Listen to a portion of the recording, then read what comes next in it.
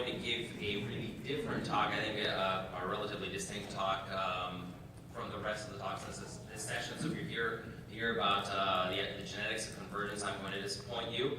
But hopefully this will be something different. And basically what I'm going to talk about today is that what I've been studying the last number of years is the evolution of the fit between morphology and ecology, so ecomorphology. What I'm trying to understand, in particular in my lab, is the relationship between form and function and how that can inform us as to why specific species in a particular microhabitat have the morphology that they do. So generally when we're doing this, when we're trying to understand the evolution of ecomorphology, there's a couple of things that complicate things. One of them is the number of morphological traits. So if you have a relatively simple system where you have, like here, frog body size affects the performance in terms of how hard they're biting or how fast they're biting. That tells us a lot about the size of the prey that they're actually eating. And on the other hand, if we have lots of different traits that contribute to a function, in this case, in suction performance in fishes, lots of different morphological variables affect that suction performance. We might have different morphological configurations that lead to the same trophic ecology. Now, on the other hand, we know that organisms have a single, in the case of here, we've got one frog. It has one body. It has to do lots of different things with that body. So it might be moving around in two different kinds of habitats, whether it's on the ground, when it's generally moving around, or when it's in the water, when it's breeding. But even within a given habitat, in the case on the ground, it's also burrowing down at certain times of the year. It's also jumping around. And so it has multiple behaviors associated with that habitat use. So we've got a single body form trying to do many different things. So when we put these two things together, we get a relatively complicated situation where we've got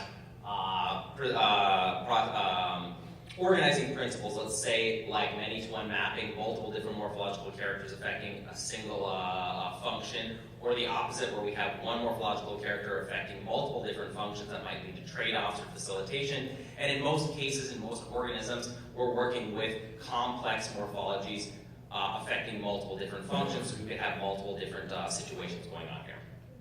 Okay, so what I'm going to be talking about today, as I mentioned, is the evolution of frog body forms. What I've been finding is that if you go, no matter where you go around the world, no matter what clade you look at, generally if you're looking at a frog in a certain kind of habitat, let's say up in the trees, an arboreal frog, like here or here, is generally going to look similar. So the question is, why do we actually have that fit between body form and the microhabitat that they're actually using? And what I'm going to be talking about today is a relatively modest exploration, or beginning of an exploration of how we can understand that through the importance of that body form on function in these different kinds of microhabitats. Okay, so two factors complicate a relatively straightforward mapping of form onto function in frogs. One is that all frogs do one thing in particular well, and that's jumping, we all know that. But they also do many other things depending on what habitat they're in. And so we've got the situation where we've got shared selection pressures based on what they're actually doing. But then we also have these ecomorphs that are doing multiple different behaviors, even though we can say, this is a burrowing frog, it's doing multiple different things. And so we've got the situation where we've got shared selection pressures, and we also have diversified selection pressures even within a given type. Okay, so what I'm going to do today is look at just a relatively simple situation. We're going to look at two characters in particular, leg length and leg muscle mass, how that relates to microhabitat use across ecomorphs. Then I'm going to try to understand how the evolution of jumping and swimming performances happen across these different ecomorphs. And then I'm going to try to match these two things together to understand this fit of form onto function, to understand why some ecomorphs have particular kinds of leg morphologies. Okay, so just a summary of the data that we're working with here. I'm going to be talking about data that I analyzed, data that I previously collected and published in a couple of different papers. Here I'm going to be working with performance data from 3 sites around the world, Australia, Colombia, and China. Then morphological data from a much more expanded data set, which I got from museum specimens, from 9 additional sites around the world, and then microhabitat data that I got from both the field and literature, and phylogenetic data that I got from literature. And the key questions that I'm going to be asking are, 1, are ecomorphs distinct in this leg morphology? So I've found in the past that overall morphology, looking at many different aspects of the morphology, they're distinct. But here we're focusing on leg morphology because leg morphology directly relates to things like jumping and swimming performance. Then I'm going to ask if are they distinct in jumping and swimming performance based on this idea of shared versus divergent selection pressures, and then I'm going to try to match these two things together. Okay, so when I talk about microhabitat in frogs, if you're not that familiar with frogs, generally we're working with a number of different things. Here, terrestrial, these are frogs that are just basically moving around the ground all the time. Semi-aquatic and aquatic frogs are, not surprisingly, in the water. Aquatic things tend to be more in the water. This distinction is based on ecological data published in literature. Arboreal frogs are up in the trees. Burrowing frogs burrow down, usually with their hind legs. Certainly in this data set, they're all doing that. And torrential frogs are probably the least familiar to most people. In this case, these are frogs that are living in high gradient mountain streams. They're swimming a lot, swimming through really turbulent, fast moving water, but they're also climbing wet vegetation and rocks on the side of these streams. This is kind of a combination of swimming and arboreal things. Okay, phylogenetic data, as I mentioned, I get from the literature. I bring this to morphological analyses, 191 species, combining those two previous data sets that I published, and then the performance analyses just on 44 species. And in terms of morphology, as I mentioned, I'm focusing just on leg length and leg muscle mass here. Here, this is mostly for bookkeeping, but basically I'm standardizing these to relative leg length, relative to body length, relative muscle mass, relative to total body mass, and I did a few things that might be important for understanding the statistics, but not super important to understanding the content here. Okay, in terms of the morphology statistics, I did relatively basic macroevolutionary analyses. This is effectively like ANOVA, macroevolutionary ANOVA. So here I compared a Brownian motion model, a single optimum model, which basically says all the frogs are basically the same, in a microhabitat specific model that allows each frog to be somewhat different in their morphology. And then I compared models using AIC. And I'll mention here, for simplicity, I'm going to be giving you univariate results, but I also did multivariate analyses where I compare both morphological variables at the same time, and I basically got the same results, but even stronger. Not surprising. Okay, so what did I find?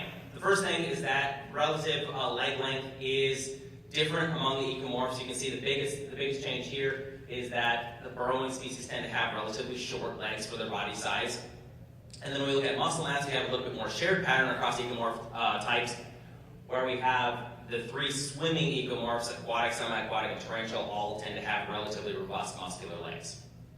And now, as you might be expecting, these two things aren't, they're not independent, right? They're correlated. But one thing that I want to point out is that when we look here, we see that for a given relative leg length, these things that have the more robust legs, the higher muscle mass, they tend to have that for a given relative leg length. So it's not that they just have really long legs and they have the big muscles associated with long legs, but it's rather that they have muscular legs for the relative leg length that they actually have.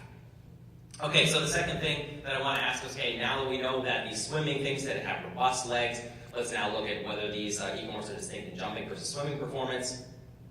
And here I just basically measured frogs jumping and swimming in high-speed video, extracted information about velocity and acceleration.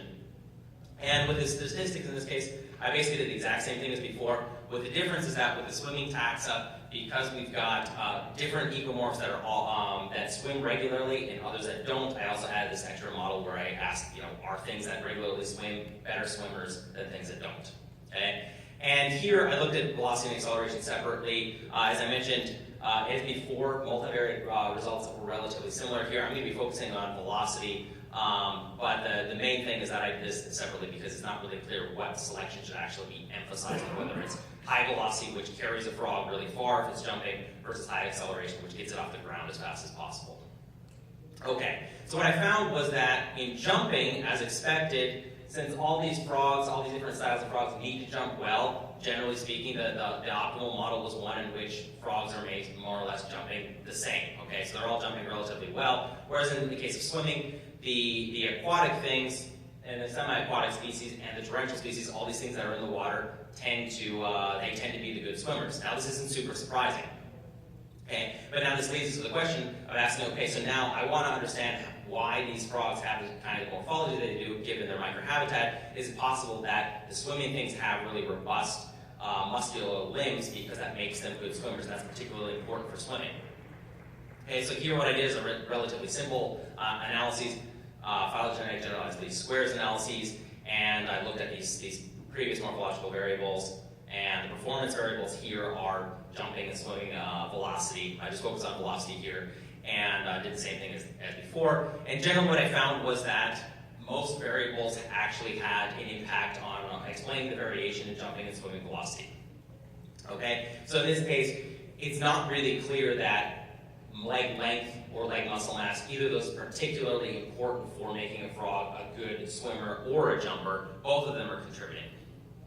And now that I have anecdotal evidence, in this case, basically it's kind of equivocal. It's not, there's no evidence that really robust hind limbs are important for swimming. I have anecdotal evidence, but not much data, and so this is something we're working on now to suggest that having really robust muscular legs is important for swimming. In this case, you can see here, given swimming velocity and relative leg length, these blue dots here, the aquatic and semi-aquatic species, there's only 4 of them, but they tend to do pretty good. They have really good velocity given their relative leg length, but when we look at the regression of muscle mass, they tend to be kind of normal with respect to the other species, which suggests that the reason why they have high velocity, swimming velocity, for the relative leg length is because they have these more robust limbs. Of course, this correlative evidence, and so we're digging more into this.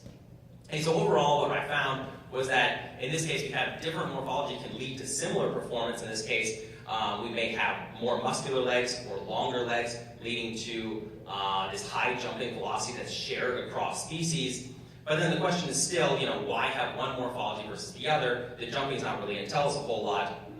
And so in this case, looking into swimming, one thing that becomes clear is that when you have really muscular legs, you generally have a really heavy body. So if we look across all taxa or just the performance taxa, we see that here, when we have things, the blue dots that have these really robust legs, they also have about 70% for their given body length. They have 70% more overall mass than something like an arboreal species, which is going to be climbing. Okay, so being in the water may not be a problem to be relatively heavy, but if you're climbing a lot, it's probably a big problem.